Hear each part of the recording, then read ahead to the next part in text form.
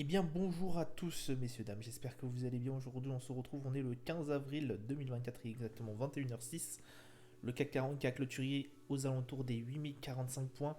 Regain sur le CAC 40, plus 0,43%, ça n'a clairement pas duré. On verra ça par la suite sur les graphiques. L'Eurostoxx qui est pour l'instant à plus 0,59, le DAX plus 0,54, le FTSE moins 0,38, le Dow Jones moins 0,71.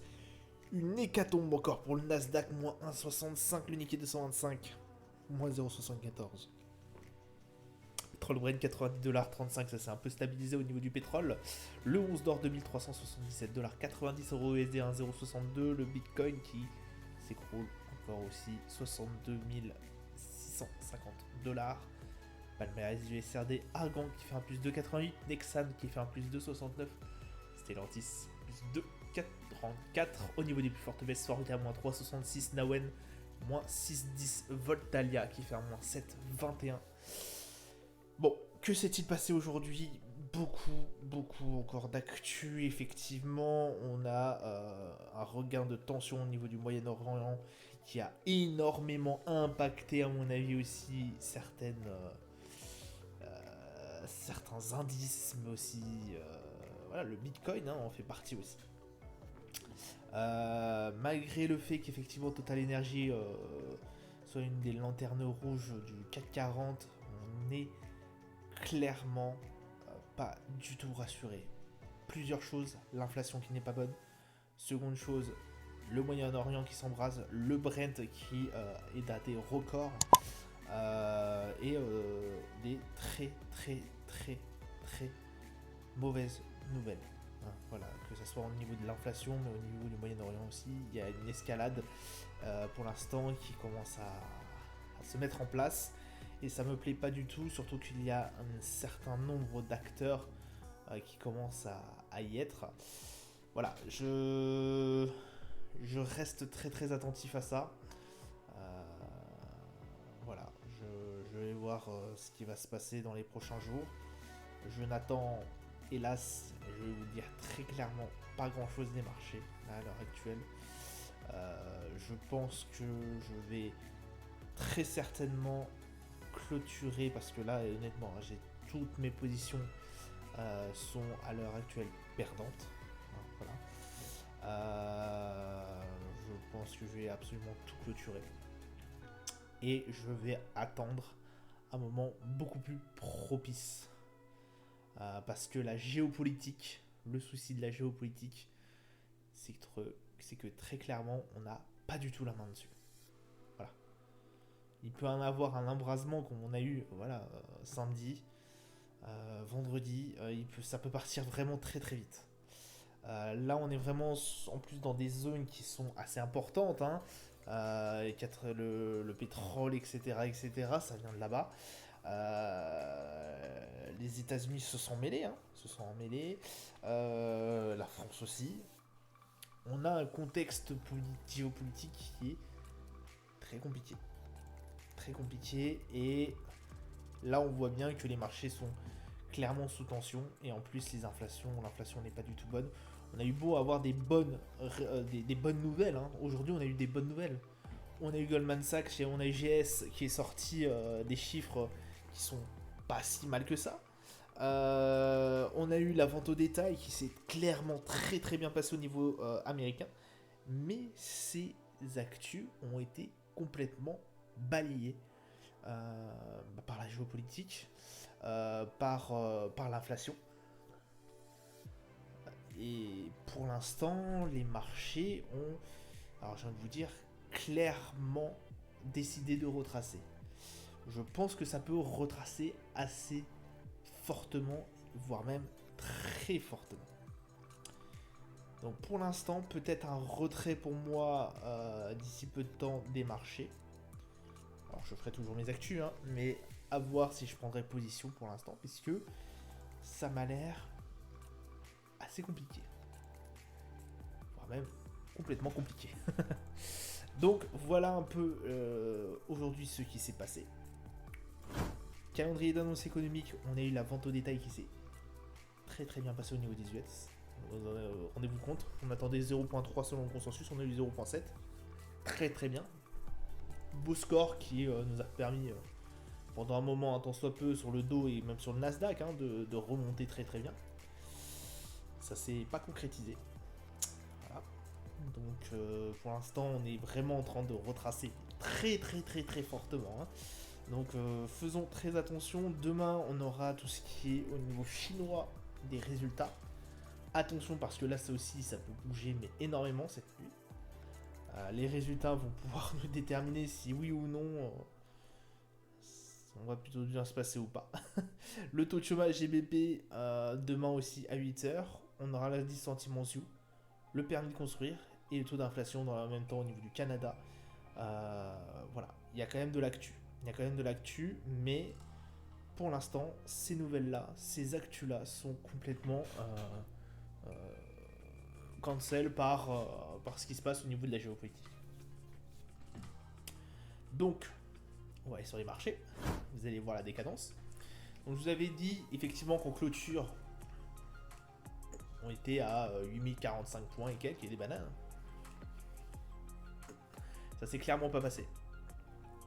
Alors, on est à 8000 et quelques points, là, on arrive à peine à sortir les 8000 points. Ça va être très compliqué. Quand vous avez ce genre de signal là, là c'est dangereux. Là, ça veut dire que honnêtement, on était déjà bien parti, on a eu des bonnes nouvelles. Quand vous avez ce genre de bougie, ça peut très très vite déraper, hein. Que ça soit dans un sens ou dans un autre. Là, ouais, c'est très violent. On est toujours au plus bas de la journée. 43 au niveau du RSI. Le MACD a complètement changé de tendance. Hein. Là, fini. Le Brent qui a quand même un peu retracé, mais qui reste quand même aux alentours des 90,60$. Alors qui a retracé parce qu'effectivement, on a eu un gap aussi cette nuit, parce que quand la cotation est revenue, on a eu un gap aussi au niveau du Brent ce matin, donc 90$ et quelques, on était à 80, allez 91, on va pas chipoter. On a retracé pendant un bon moment, effectivement, puisque voilà, ils appelaient à des escalades, tout machin. Au niveau de la géopolitique, c'est pas encore ça. Donc écoutez, RSI à 65, très très forte tendance haussière. On reste pratiquement sur nos plus hauts au niveau du Brent. Voilà, je tiens à le re-signaler. Le 11 d'or, bon bah là, forcément. 3699. Alors, j'ai changé le 11, alors c'est même plus le 11 d'or. Hein. Vous l'aurez reconnu. Mais du coup, oui, il va falloir que je change ça. Pardon, c'est pas les bonnes valeurs, c'est pas le 11 d'or. Excusez-moi, hop, je zappe. Le S&P, bon, bah lui, dans les choux. 5061 points. Le S&P, je vous rappelle, qui lui aussi a eu des bonnes nouvelles. Hein. Bon, voilà, on parle quand même de certaines bonnes nouvelles au niveau des marchés américains là, qui se sont données aujourd'hui. On les a pas vues. Hein. Regardez, 38 au niveau du RSI, le MACD s'effondre complètement. On a quand même de l'échange. Hein. Pour un lundi, on a énormément d'échanges. Que dalle.